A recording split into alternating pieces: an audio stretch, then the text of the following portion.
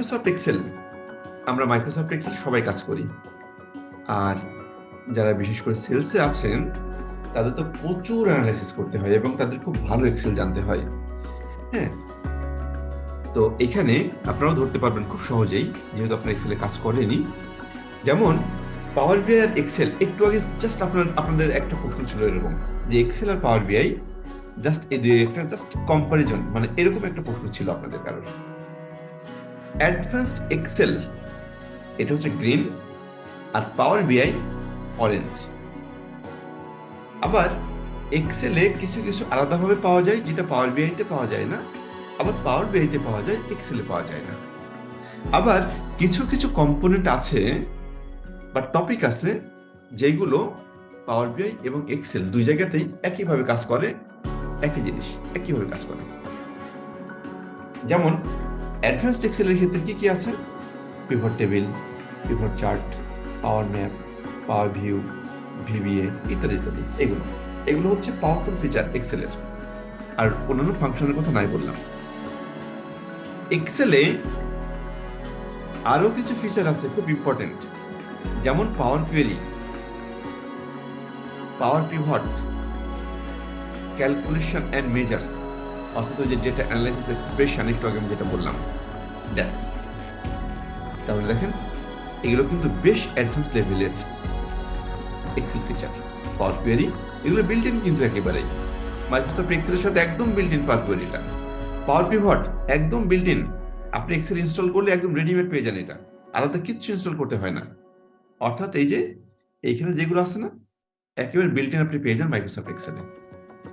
ঠিক এইগুলো পাওয়ার বিআই এর ভিতরেও বিল্ট ইন, যখন আপনি পাওয়ার বিআই ইনস্টল করবেন ও সাথে সাথে ঠিক এইগুলোই ও ইনস্টল করে দেয় সাথে সাথে প্যাকেজের মতো।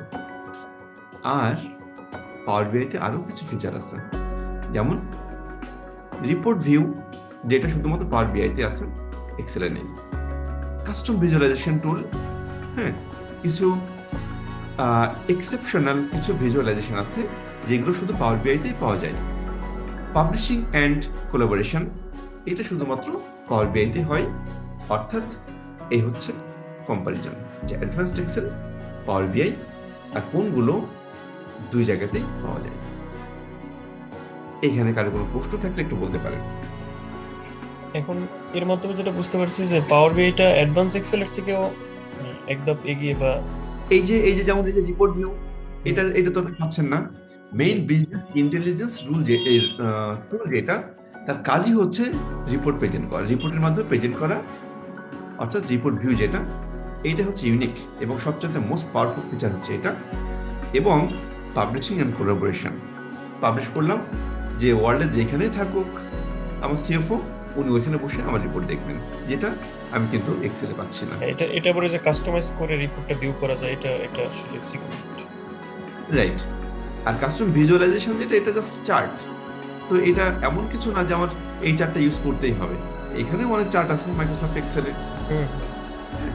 তো এটা এত বেশি ইম্পর্টেন্ট না, মোস্ট ইম্পর্টেন্ট পার্ট হচ্ছে এটা, পাবলিশিং অ্যান্ড কোলাবোরেশন। মূলত এই পাবলিশিং এইটা বিক্রি করে মাইক্রোসফট হচ্ছে অনেক, মানে মেইনলি টাকা পাচ্ছে এখানে। কারণ পাবলিশ এবং কোলাবোরেশনেই আপনার লাইসেন্সিং দরকার হয়, লাইসেন্স ছাড়া আপনি পাবলিশ করতে পারবেন না, রিপোর্ট ভিউ করতে পারবেন না। এইখানে মাইক্রোসফটের ইনকামটা এই পয়েন্টটাতে, আর অন্যান্য সব কিছু আপনি নিজে নিজে করতে পারেন। এবং এখানে ডেটা কোলাবোরেশন যেটা, মানে ডেটা মানে ড্যাশবোর্ড যেটা, যে আমরা ইন্টারেক্ট করি, এটা দারুণভাবে করা যায়। যে আপনি একটা কলামে ক্লিক করবেন, ও ঠিক ওইটার বেসিসে সব পুরো রিপোর্টটা চেঞ্জ করে ফেলবে। Advanced Excel and power BI আর built on top of the exact same engine. অর্থাৎ এই যে এই পার্টটা যেটা, এটা কিন্তু একেবারে সেম ইঞ্জিন কাজ করে।